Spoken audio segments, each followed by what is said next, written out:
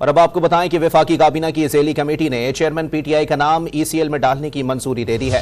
Committee का इजलास निगरान वज़ीर दाखिला सरफराज अहमद बुगटी की ज़ेर सदारत हुआ, जिसमें वजारत दाखिला और दीगर इदारों के अफसरान ने भी शिरकत की। मज़ीद तफसीलात जानते हैं डॉन न्यूज़ के नुमाइंदे शकील करार से। जी शकील, अपडेट कीजिएगा।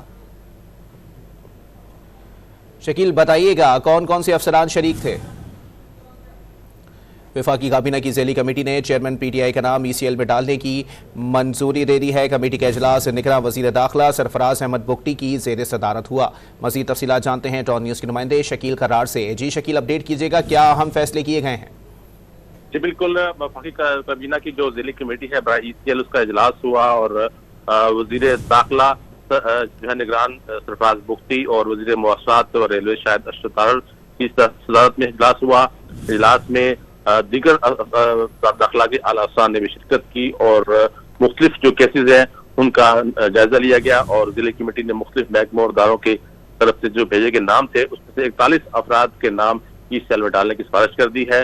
और इसी तरह नैब की सिफारिश पर 190 मिलियन पाउंड स्कैंडल में इमरान खान समेत 29 अफराद को ECL में डालने की सिफारिश की है।